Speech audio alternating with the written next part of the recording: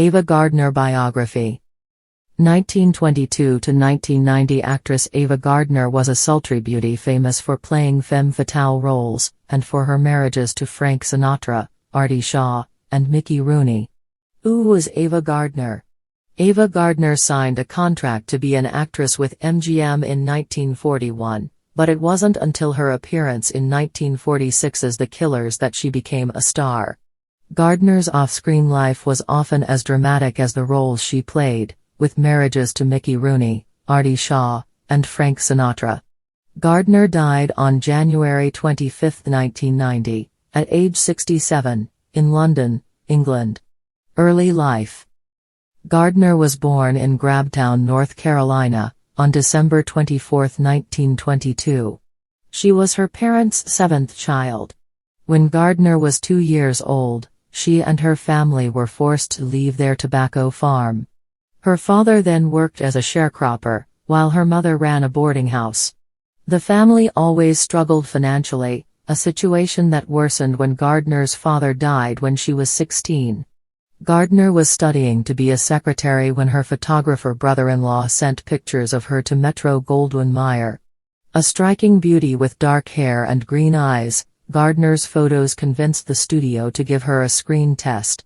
This led to her signing a 7-year, $50 per week contract with MGM in 1941 when Gardner was 18 years old. Hollywood career. Upon her arrival in Hollywood, Gardner was put into the MGM studio system to learn how to be an actress. Her thick Southern accent made speech lessons a required part of her training. Gardner was shy and intimidated by the process of appearing on camera, and, thusly, would sometimes drink beforehand to calm her nerves. Limited to bit parts at first, Gardner slowly worked her way up to larger roles. But it wasn't until she was loaned to Universal Studios to appear as seductress Kitty Collins in 1946's The Killers that Gardner became a star. That success led to the actress landing better parts in movies like The Hucksters, 1947, Showboat, 1951, and The Snows of Kilimanjaro, 1952. She also appeared in Mogambo, 1953, a role that earned Gardner her only Academy Award nomination. Even as her acting career developed, Gardner's beauty was always a large part of her appeal. For her role in The Barefoot Contessa, 1954, as a dancer whose rags to riches story echoed Gardner's own, MGM touted her as the world's most beautiful animal. Off-screen life and loves. Gardner's life in Hollywood was also busy off-camera. She met actor Mickey Rooney on her first studio visit in California. Rooney, then at the height of his career, ardently pursued her.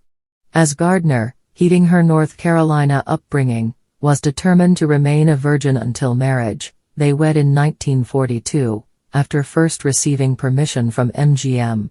The two separated a year later, amid Gardner's accusations that Rooney had been unfaithful.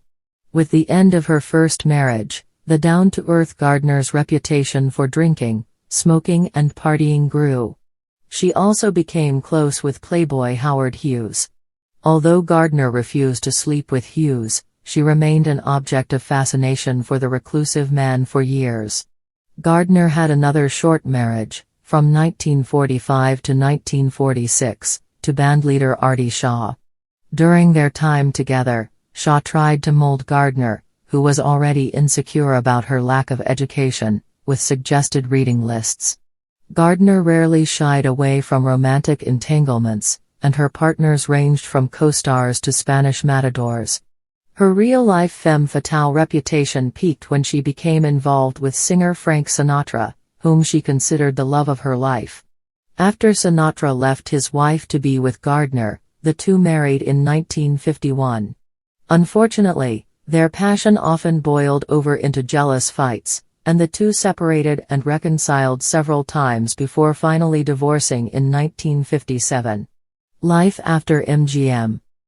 Gardner left her MGM contract in 1958 but continued to appear in movies, including On the Beach, 1959, and The Night of the Iguana, 1964. Gardner received fewer job offers as the years passed, working only sporadically. After living in Spain for several years, Gardner moved to London, England, in 1968. She remained close to Sinatra, who called her hospital room after her 1986 stroke and later helped with her medical bills. Gardner died from pneumonia in London on January 25, 1990, at the age of 67. She was buried next to her parents in North Carolina.